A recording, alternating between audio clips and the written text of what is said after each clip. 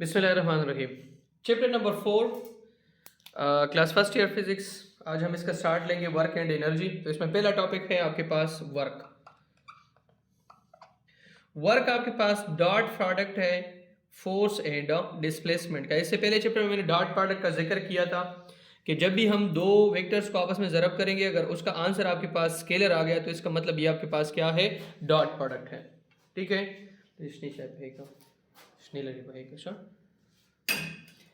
Work is equal to F dot S. अब dot product हटाओगे तो यहाँ पे मैंने कहा था कि डॉट के साथ हम कौन सा थीटा लगाते हैं, F S cause of theta. Work जो है, वर्क वो दो तरह के हैं। एक आपके पास आम वर्क है, आम जिंदगी का, जो कि साइंटिफिक वर्क नहीं है। एक आपके पास साइंटिफिक वर्क है। देखिए, अगर मैं यहाँ पे ये एक बॉक्स है, इसके ऊपर क्या लगाता हूँ, फोर्स लगाता हूँ, इसको मैं पॉइंट ए से कहाँ पे मूव करता हूँ, पॉइंट बी तक, तो फोर्स भी आपके पास लगती है और डिस्प्लेसमेंट भी कवर होती है। तो इसका मतलब यह है कि आपके पास एक साइंटिफिक वर्क है। कौन सा वर्क है, साइंटिफिक। साइंटिफिक वर्क में दो चीज़ें बड़ी इंपॉर्टेंट है, एक आपके पास फोर्स, एक आपके पास डिस्प्लेसमेंट। ठीक है। और अगर एक बंदा जो है, अभी मैं टीचिंग कर रहा हूँ, इस बोर्ड पे लिखाई कर रहा हूँ, एक ही जगह पर बैठा हूँ, मैं कोई फोर्स तो मैं लगा रहा हूँ लेकिन कोई डिस्प्लेसमेंट कवर नहीं कर रहा हूँ, तो इसका मतलब यह है कि मैं कोई वर्क नहीं कर रहा हूँ साइंस के मुताबिक। ठीक है। एक बंदा लैपटॉप पे काम कर रहा है, एक अपने जहन में कोई चीज़ सोच रहा है, एक कुर्सी पे बैठा है चौकीदार। तो फिजिक्स जो है उसमें जो साइंटिफिक वर्क है वो कह रही है कि अगर आपने फोर्स नहीं लगाई है, डिस्प्लेसमेंट कवर नहीं किया, तो इट मीन्स कि आपने कोई वर्क नहीं किया है। अब वर्क जो है वो तीन चीज़ों पे डिपेंड करता है। एक ये डिपेंड करता है फोर्स पे, सेकेंड ये डिपेंड करता है डिस्प्लेसमेंट पे, और थर्ड नंबर पे ये डिपेंड करता है किस पे, एंगल पे। बहुत ही सिंपल मतलब है कि ये फोर्स, डिस्प्लेसमेंट और एंगल के साथ इंक्रीज भी हो सकता है, डिक्रीज भी हो सकता है। किस तरह, देखें, अगर मैं आपको कहूं कि फोर्स आपके पास है 4 न्यूटन, डिस्प्लेसमेंट आपके पास है 8 मीटर, तो वर्क आपके पास कितना होगा, तो एफ डॉट एस, एफ आपके पास है 4 और ये आपके पास है 8 है, तो 8 4 32 जूल, ये आपके पास क्या है, वर्क है। ठीक है। अब अगर आपके पास तीन केसेस है वर्क में, एक आपके पास है पॉजिटिव वर्क, पॉजिटिव या मैक्सिमम वर्क। अगर थीटा आपके पास 0 है फोर्स और डिस्प्लेसमेंट के दरमियान, फर्ज करें आप यहाँ पे फोर्स भी लगा रहे हो उस डायरेक्शन में और इसमें डिस्प्लेसमेंट भी कवर हो रही है, फोर्स और डिस्प्लेसमेंट दोनों का डायरेक्शन सेम है, तो इसका मतलब यह है कि W is equal to F S cos of 0।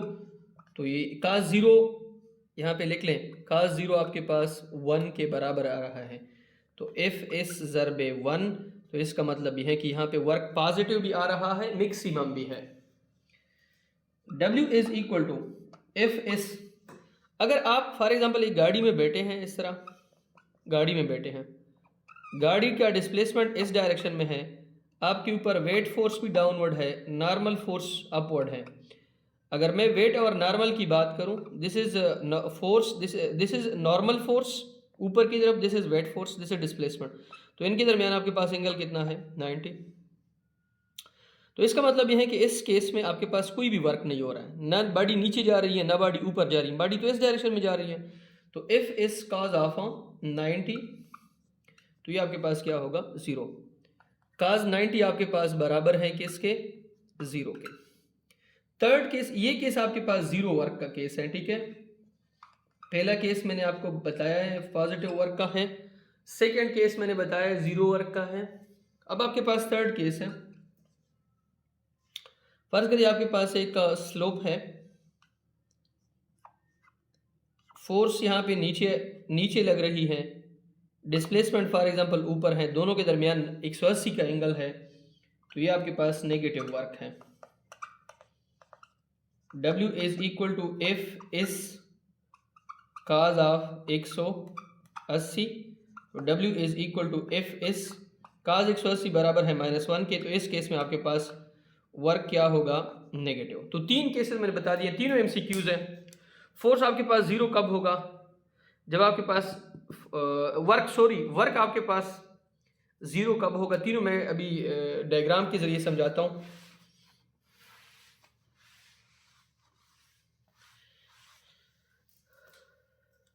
देखें, अगर इस तरह की सिचुएशन है कि फोर्स और डिस्प्लेसमेंट दोनों पैरेलल है, थीटा 0 है, तो वर्क मैक्सिमम भी होगा, पॉजिटिव भी होगा। अगर फोर्स इस डायरेक्शन में है, डिस्प्लेसमेंट इस डायरेक्शन में है, तो थीटा 180 है, वर्क आपके पास नेगेटिव होगा।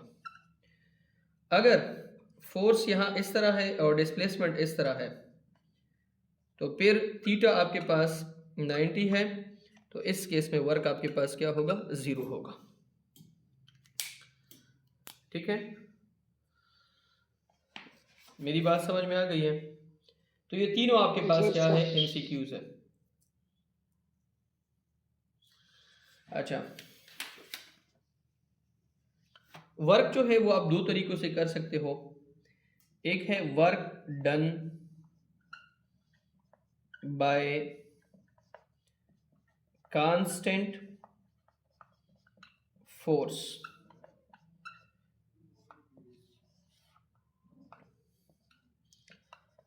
कांस्टेंट फोर्स का तो आप सबको पता होगा। मैंने जो फार्मूला यहाँ पे लिखा है, W is equal to F dot S.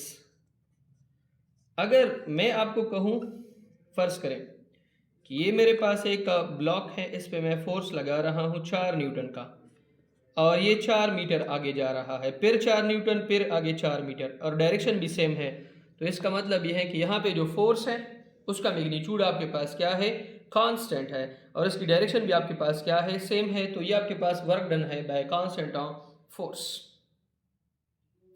ठीक है, work done by constant force, magnitude और डायरेक्शन फोर्स की दोनों क्या है, कांस्टेंट है। अब आपके पास है work done by variable force.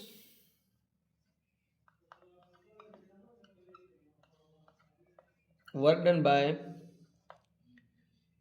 Variable force.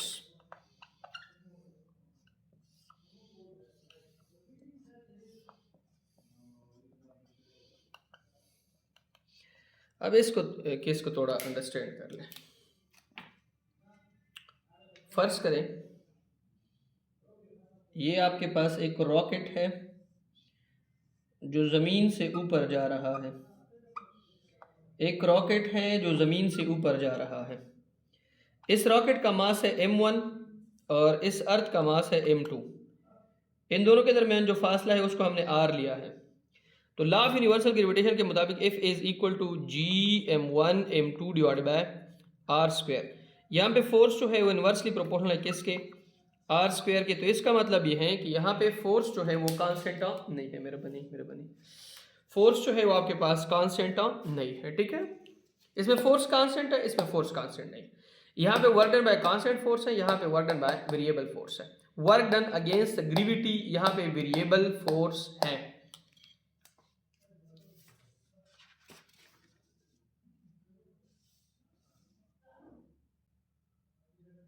अब आपके पास फोर्सेस दो तरह के हैं, या फील्ड्स जो है, फील्ड्स।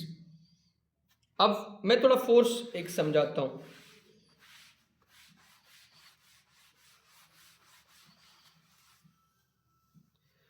देखें, एक आपके पास फोर्स है कांटेक्ट फोर्स।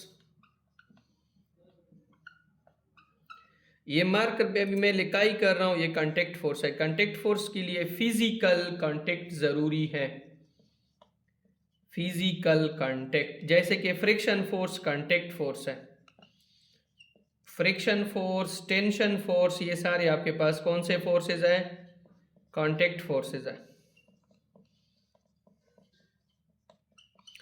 एक आपके पास है non contact force.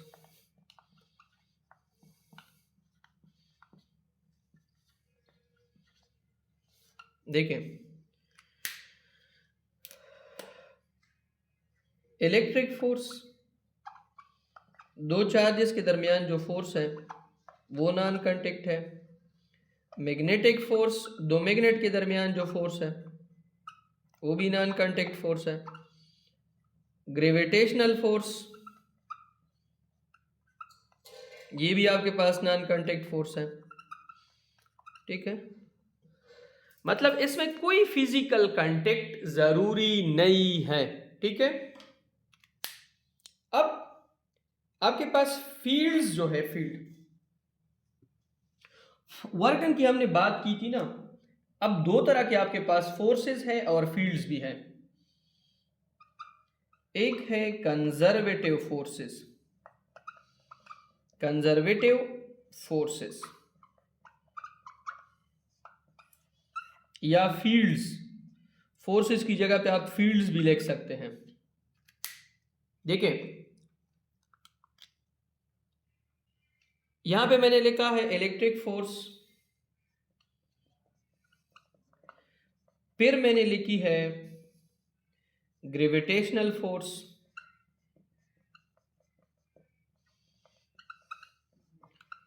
Electric force भी है, ग्रेविटेशनल फोर्स भी है। और नीचे मैंने लिखा है, यहां पे मैं लिख रहा हूं इलास्टिक फोर्स। अब इसको थोड़ा, इस कॉन्सेप्ट को थोड़ा समझ लें। देखें ये आप लोगों का घर है, यहाँ पे 3 रूम्स हैं। एक बच्चा जो है वो इस रूम से यहाँ पे जाता है, दूसरा इस रूम से यहाँ पे जाता है, तीसरा इस रूम से यहाँ पे जाता है, चौथा इस रूम से यहाँ पे जाता है। तो आप लोग मुझे बताएं इसमें सबसे ज्यादा काम कौन करेगा? शाबाश। चारों बच्चे सेम काम करेंगे। क्यों? क्योंकि जो ग्रेविटेशनल फोर्स है इसमें इस तरह की कोई बात नहीं है कि आप इस रास्ते से जाते हो, इससे जाते हो, इससे जाते हो, इससे जाते हो। अगर आपकी हाइट सेम है, आपने इक्वल डिस्टेंस कवर किया है, मास भी इक्वल है, तो आपका जो फोर्स है वो आपकी जो आपका अगर आप पोटेंशियल एनर्जी निकालना चाहते हो, वर्क निकालना चाहते हो, तो ये इस पे डिपेंड नहीं करता है। कंजर्वेटिव फोर्स में 2 बातें जो है वो बड़ी जरूरी है। देखें एक ये does not depends upon path followed, ये इस पे डिपेंड नहीं। देखिए ग्रेविटी में आप चाहे पेशावर में 100 फुट जाते हो, आप चाहे मरी में 100 फुट जाते हो, आप कराची में जाते हो, does not depends upon path. ये रास्ते पे डिपेंड नहीं करता है कि आपने कौन सा रास्ता फॉलो किया है, ठीक है। और दूसरा, work done along close path is 0। Work done along close path is 0। इसका मतलब क्या है? इसका मतलब यह है कि अगर आप पॉइंट ए से गए हैं बी, फिर बी से गए हैं सी, फिर सी से गए हैं डी, फिर डी से आए हैं ए पे, तो इसका मतलब यह है कि इसमें वर्क आपके पास किस चीज़ के बराबर है? 0 के, क्योंकि क्लोज पाथ में डिस्प्लेसमेंट किस चीज़ के बराबर होती है? 0 के। तो कंजर्वेटिव फोर्सेस ये तीनों है, ये तीनों पाथ पे डिपेंड नहीं करते हैं, और इनका वर्क जो है क्लोज पाथ में किस चीज़ के बराबर होता है? 0 के। तो इसका मतलब दे आ रहा हूँ कंजर्वेटिव। और इसमें मैंने बताया ग्रेविटेशनल फील्ड भी है, इलास्टिक फोर्स भी है और इलेक्ट्रिक फोर्स भी है।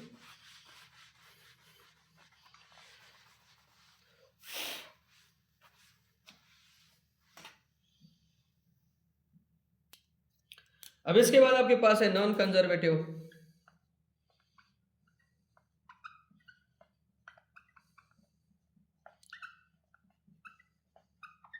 ये जो है ये पाथ पे डिपेंड करता है, डिपेंड्स अपॉन पाथ। ये किस पे डिपेंड करता है? पाथ पे, डिपेंड्स अपॉन पाथ, ठीक है। इसमें मैं अभी बताता हूं। एयर रेजिस्टेंस ये तमाम जगहों पर एक जैसी नहीं है। देखें एक बंदा नीचे से ऊपर जा रहा है, ठीक है, और एक बंदा जो है वो इस डायरेक्शन में जा रहा है, एक बंदा जो है वो इस डायरेक्शन में जा रहा है। तीनों मैंने डायरेक्शंस बता दिए, 5 मीटर, 5 मीटर, 5 मीटर। ऊपर हवा कम है, इस डायरेक्शन में ज़्यादा है और इस डायरेक्शन में कम है, तो याद रखिए यहाँ पे वर्क क्या लगेगा, ज़्यादा, यहाँ पे वर्क कम लगेगा और यहाँ पे वर्क मज़ीद कम होगा। तो यहाँ पे वर्क तो सेम नहीं है, इसका मतलब ये किस पे डिपेंड करते हैं, पाथ पे। एयर रेजिस्टेंस के बाद आपके पास है फ्रिक्शन फोर्स।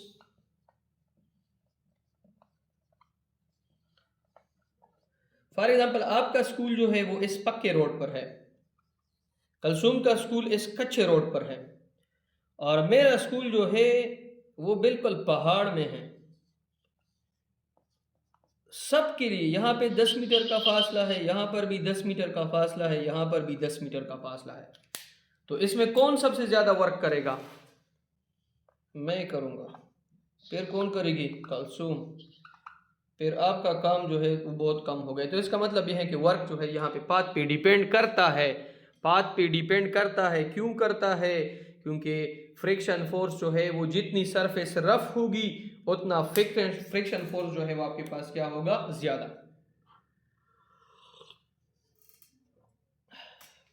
समझ आ रही है? जी सर। अच्छा,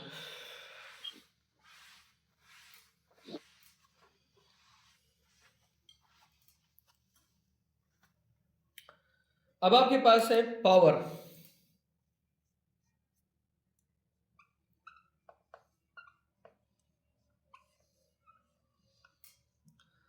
देखिए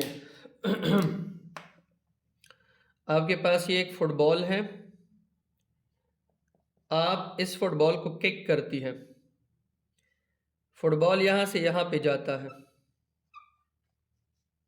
पॉइंट ए से जाता है पॉइंट बी, तो ए से बी तक इसके ऊपर फोर्स भी लगती है, ये डिस्प्लेसमेंट भी कवर करता है। तो इसका मतलब ये वर्क करता है। वर्क की डिफिनीशन मैंने स्टार्ट में समझाई थी, फोर्स डाटा डिस्प्लेसमेंट। वर्क की यूनिट जूल है, ठीक है, इसको नोट कर ले।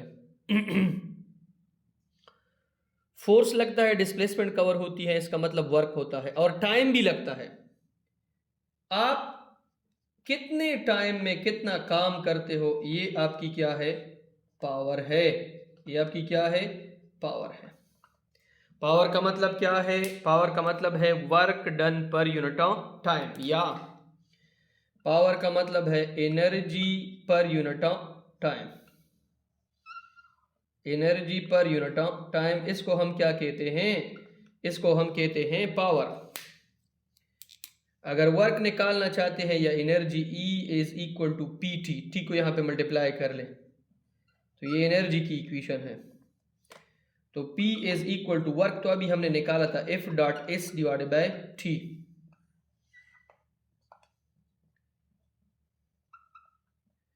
F dot S divided by T,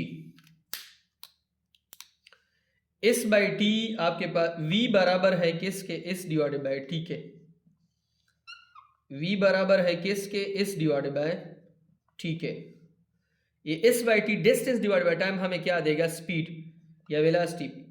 displacement divide by time velocity देता है, तो ये डिस्प्लेसमेंट है, तो ये हमें V देगा। तो इसका मतलब F S बाई टी की जगह पे हम क्या लिख लेंगे, V।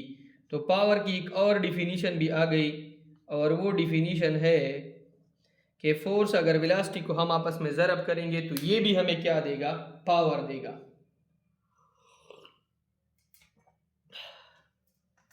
अच्छा अब अगर आपको कोई कहे कि पावर आप निकाले in the sense of kinetic energy, तो P is equal to work जो है, अगर वो एनर्जी लिख लें डिवाइडेड बाय टाइम, एनर्जी यहाँ पे काइनेटिक हो तो 1/2 mv² डिवाइडेड बाय T, या simple P is equal to mv² divided by 2T। This is the power in the sense of kinetic energy. Power जो है उसका मास के साथ डायरेक्ट रिलेशन, पावर की वेलोसिटी के साथ डायरेक्ट रिलेशन, पावर का टाइम के साथ इनवर्स रिलेशन। अगर मैं आपको कहूं कि पावर आप निकाले in the sense of potential energy, तो P is equal to W की जगह पे आप क्या लिखोगे, P dot E potential energy divided by time. Potential energy बराबर है mgh divided by T। This is the power in the sense of potential energy. This is power in the sense of kinetic energy. P is equal to kinetic energy divided by time. P is equal to potential energy divided by time. P is equal to work divided by time. P is equal to force dot displacement divided by time. बहुत सारे मैंने फार्मूले निकाले हैं. आप power की equation में क्या कर सकते हो, इस्तेमाल कर सकते हो. मेरी बात समझ में आ रही है? जी सर.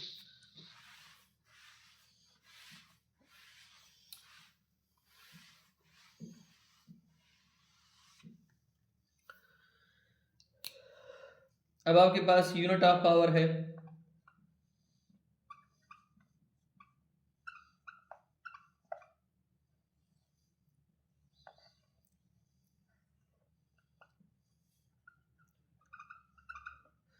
पावर की यूनिट है. पावर की यूनिट आपके पास वॉट है.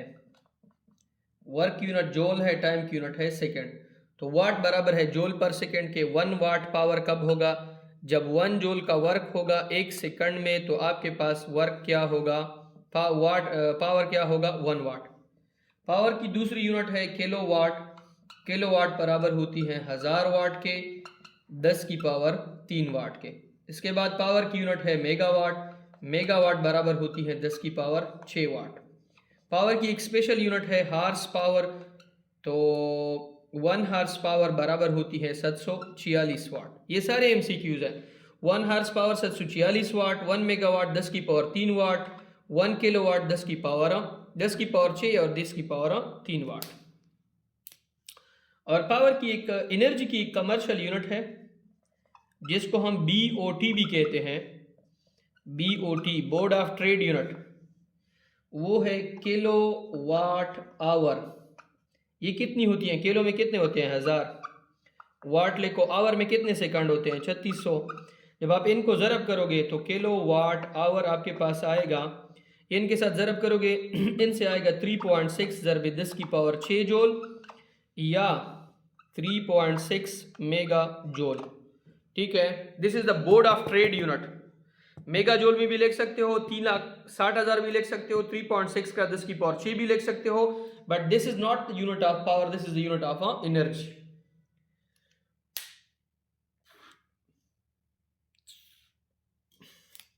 इसको आप इस इक्वेशन से निकाल सकते हो. E is equal to PT.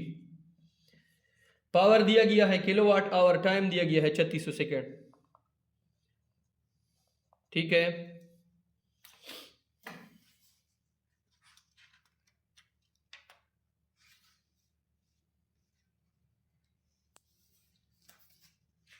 अच्छा, अब इसके बाद आपके पास है एनर्जी.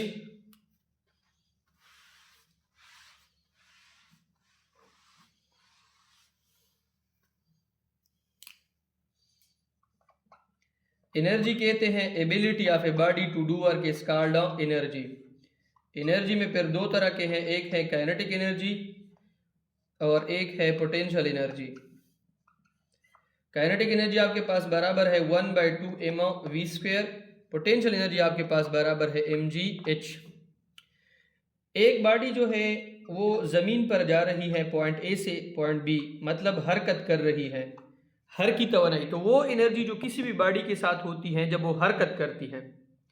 और अगर एक बॉडी जो है वो ज़मीन से जा रही है ऊपर अगेंस्ट द ग्रेविटेशनल फील्ड, वो कुछ हाइट भी कवर कर रही है, मास भी है और ग्रेविटी भी है, तो इसकी जो एनर्जी है वो आपके पास कौन सी है? पोटेंशियल. पोटेंशियल एनर्जी होती है ड्यू टू पोजीशन और काइनेटिक एनर्जी जो है वो होती है ड्यू टू मोशन. कोई भी बॉडी अगर मोशन कर रही है तो मोशन की रिलेटेड जो एनर्जी है वो आपके पास कौन सी है? काइनेटिक. कोई भी बॉडी अगर पोजीशन चेंज कर रही है तो पोजीशन की रिलेटेड जो एनर्जी है वो आपके पास क्या है? पोटेंशियल. फिर पोटेंशियल में 3 टाइप्स हैं. एक है ग्रेविटेशनल पोटेंशियल एनर्जी. कोई भी बॉडी अगर ज़मीन से ऊपर जा रही है, अगेंस्ट द ग्रेविटी काम कर रही है, तो ग्रेविटेशनल पोटेंशियल एनर्जी है. एक है इलास्टिक पोटेंशियल एनर्जी.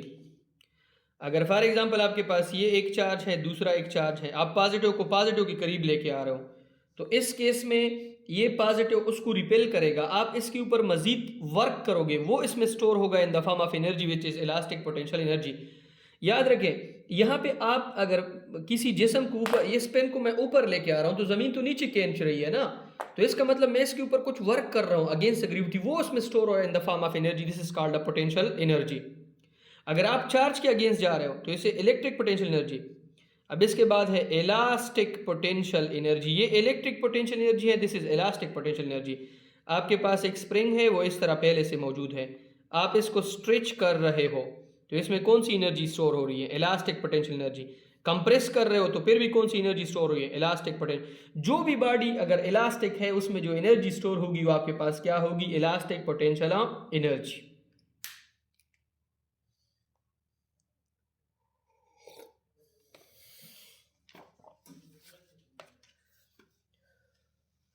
अब इसके बाद आपके पास है एफिशिएंसी।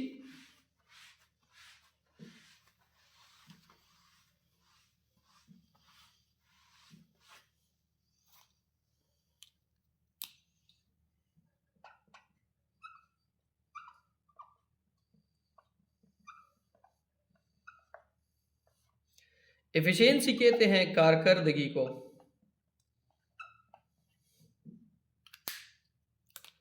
आपके पास यहाँ पे एक मशीन है, आप इसको यहाँ से क्या दे रहे हो, इनपुट, वहाँ पे आपको वो दे रहा है आउटपुट। आउटपुट को अगर आप इनपुट पे डिवाइड करोगे तो ये आपको इस मशीन की क्या देगा, एफिशिएंसी। एफिशिएंसी को हम रिप्रेजेंट करते हैं ईटा से, किससे, ईटा। ये वाला जो सिंबल है इसको हम क्या कहते हैं, ईटा। ईटा आपके पास बराबर है work out divided by work in. ठीक है, अगर आप परसेंटेज निकालना चाहते हो या ये इस तरह भी लिख सकते हो, output energy divided by input energy. यहाँ पे आप लिख लें E out divided by E in ज़रबे 100%। मैं अभी आपको समझाता हूँ। Eta is equal to, for example मैंने एक मशीन को 100 जूल एनर्जी दी थी और इस मशीन ने मुझे 20 जूल आउटपुट में दी है, तो 100 के साथ कैंसिल, जूल के साथ कैंसिल, तो ईटा इज इक्वल टू 20%। इसका मतलब यह है कि इसकी इफिशियंसी कितनी है, 20%। इफिशियंसी की कोई यूनिट नहीं है, no unit, because it is the ratio between similar quantities. और एक चीज और अंडरस्टैंड कर ले, नो मशीन हैव 100% एफिशिएंसी, किसी भी मशीन की एफिशिएंसी 100% नहीं हो सकती है। इसका मेन रीज़न क्या है कि कभी भी आपके पास इनपुट जो है वो आउटपुट के बराबर नहीं हो सकता है, कभी नहीं हो सकता है। क्योंकि अगर आप इनपुट दोगे आउटपुट में वो मुकम्मल नहीं आ सकता। इसका रीज़न यह है कि कुछ एनर्जी अदर फॉर्म में कन्वर्ट हो जाती है। फॉर एग्जांपल आपके कमरे में आपने एक लाइट लगाया है, आपका उसका काम तो है कि आपको लाइट दे दे, लेकिन वो थोड़ी सी हीट भी देता है, उसकी तो आपको ज़रूरत नहीं है। इसकी वजह से उसकी एफिशिएंसी क्या हो जाती है, कम हो जाती है।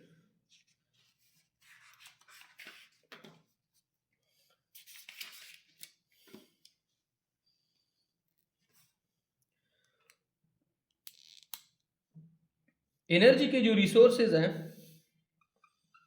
एनर्जी रिसोर्सेज,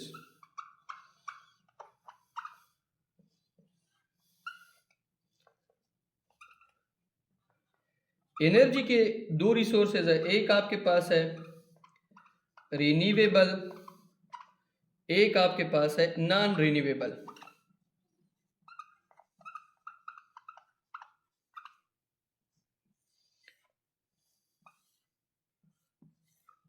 इसको हम कहते हैं नॉन कन्वेंशनल, इसको हम कहते हैं कन्वेंशनल। आपके पास विंड एनर्जी है, हवा से जो एनर्जी बनती है। आपके पास सोलर एनर्जी है जो लाइट से, रोशनी से बनती है। आपके पास जियोथर्मल है जो ज़मीन की गर्माइश से बनती है। आपके पास बायोमास है जो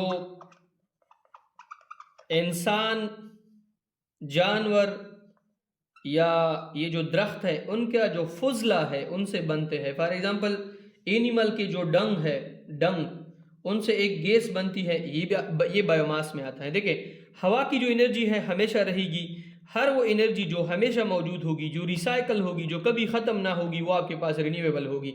सोलर एनर्जी जो आप लोगों ने घरों में सोलर प्लांट्स लगाए हैं, दिस इज़ रिन्यूएबल, क्योंकि ये ख़त्म नहीं होगी, ये एक साइकिल के थ्रू आती है हमारे पास, इसका एक मुकम्मल मैकेनिज़्म है, ये रिन्यूएबल है। जियोथर्मल एनर्जी भी ज़मीन में है, उसमें आपके पास ज़मीन के अंदर बहुत सारे मटेरियल्स, मेटल्स मौजूद है, मिनरल्स मौजूद है, वो नीचे आपके पास मेल्टेड फॉर्म में होते हैं, जो बहुत ज़्यादा हाई टेम्परेचर प्रोड्यूस करते हैं, उसकी वजह से जो एनर्जी मिलती है वो आपके पास क्या होती है, जियोथर्मल। ये नहीं आती हैं, सिर्फ शॉर्ट नोट कर लें। बायोमास एनर्जी जो है, बायोमास दो तरीक़ों से आती है, एक आती है फर्मेंटेशन से, जैसे जानवरों के जो डंग है, जिसको पश्तो में हम क्या बोलते हैं,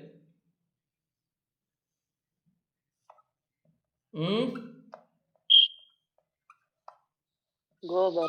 गोबर, वो तो उर्दू में बोलते हैं, ठीक है। उनको पंजाब में जो है एक इस तरह कुआं होता है, इसमें वो डालते हैं, तो इसमें बैक्टीरिया आ जाती हैं जो एक स्मेल प्रोड्यूस करती है, फिर इनसे एक गैस बनती है जो आपके पास घरों में इस्तेमाल भी होती है, बायोमास।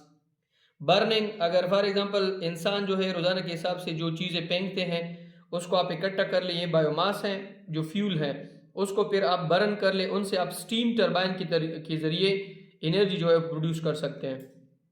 नॉन रिन्यूएबल आपके पास है कोयल, आपके पास है ऑयल, आपके पास है गैस, आपके पास है डीजल। तो ये आपके पास वो एनर्जीज है जो एक दफ़ा इस्तेमाल हो तो दोबारा इस्तेमाल के काबिल नहीं होंगे, तो ये आपके पास नॉन रिन्यूएबल है और ये आपके पास कन्वेंशनल है। दुनिया जो है वो एनर्जी से इनकी तरफ जा रही है, बिकॉज ये जो है एनवायरनमेंट फ्रेंडली है, ये पैसे भी इसके ऊपर कम खर्च होते हैं और ये हमेशा रहेंगे।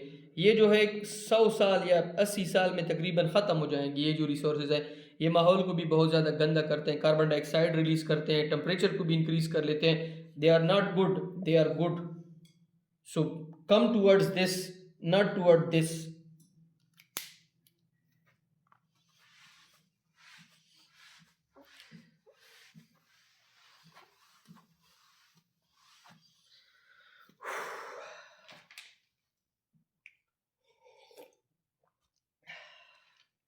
अच्छा, अब आपके पास है absolute gravitational, absolute gravitational potential energy. इसको अंडरस्टैंड करें। देखें, ये हमारी ज़मीन है, ये उसका रेडियस है r। अब आप मुझे कहेंगे कि सर आपके पास तो पोटेंशियल एनर्जी का फार्मूला है, फिर एब्सोल्यूट की तरफ क्यों जा रहे हो? अब इस कॉन्सेप्ट को ज़रा समझें। अगर कोई भी बॉडी को हम रेडियस ऑफ अर्थ के बराबर हाइट दे दें तो यहाँ पे हम पोटेंशियल एनर्जी का फार्मूला mgh इस्तेमाल करेंगे। लेकिन अगर हम किसी बॉडी को हाइट ऑफ, देखें, अगर रेडियस ऑफ अर्थ आपके पास कितना है 6.4 × 10⁶, अगर हम इतना हाइट किसी भी बॉडी को दे दें और उसको वहाँ तक लेके जाएं तो ये वाला फार्मूला वैलिड है। लेकिन अगर हम चाहते हैं कि एक बॉडी को एक ऐसे मुकाम पर लेके जाएं जो कि इन्फिनिटी हो, जहाँ पे ग्रेविटी किस चीज़ के बराबर हो, 0 के, तो उसके लिए जो एनर्जी रिक्वायर्ड है वो आपके पास क्या है, एब्सोल्यूट ग्रेविटेशनल पोटेंशियल एनर्जी। वो एनर्जी जो किसी भी बॉडी के लिए रिक्वायर्ड है कि हम उनको लेके जाएं एक ऐसे जगह पे जहाँ से वो कभी भी वापस ना आ जाएं, तो ये आपके पास कौन सी एनर्जी होगी, एब्सोल्यूट ग्रेविटेशनल पोटेंशियल एनर्जी। अब इसका जो फार्मूला है वो आपके पास क्या है, एब्सोल्यूट ग्रेविटेशनल पोटेंशियल एनर्जी। इसका फार्मूला आपके पास है -G(m)(me) divided by r। r आपके पास रेडियस ऑफ अर्थ है, me आपके पास मास ऑफ अर्थ है, m आपके पास मास ऑफ ऑब्जेक्ट है, और नेगेटिव साइन ये शो कर रहे हैं कि ये एनर्जी इसको क्या है, रिक्वायर्ड है। फॉर एग्जाम्पल, इस दुनिया में कोई ऐसा बंदा है जो आप उनसे बहुत ज़्यादा नफरत करते हैं, आप समझते हैं कि इसको मैंने स्पेस में फेंकना है, तो सीधा यहाँ से इसको पकड़ो, ऊपर लेके जाओ, ठीक है, तो ऐसी जगह पे लेके जाओ जहाँ से वो कभी भी वापस ना आ जाए।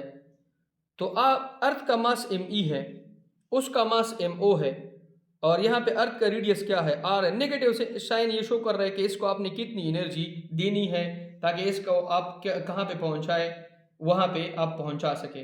अब हमने ये वेलोसिटी भी निकालनी है ना कि हम इसको कितनी वेलोसिटी देंगे कि हम इसको ऐसे मुकाम तक पहुंचाएं कि वो दोबारा कभी भी जो है ज़मीन पे वापस ना आ जाए।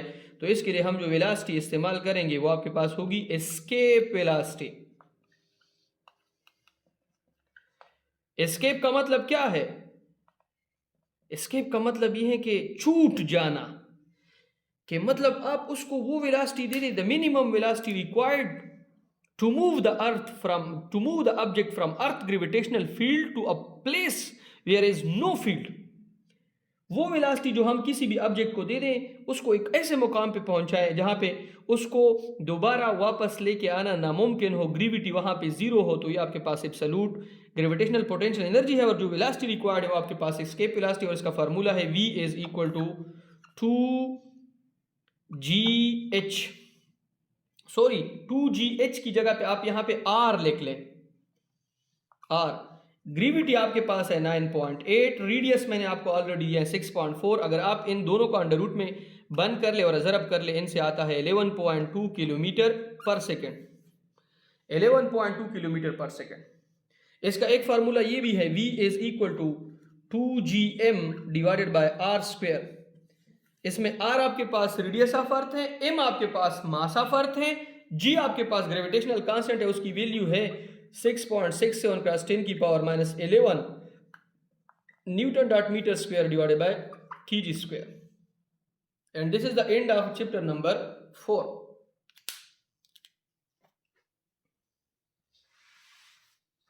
सर बस इनफ हाँ सर, बस काफी हुई, 4 चैप्टर में ठीक था, ठीक।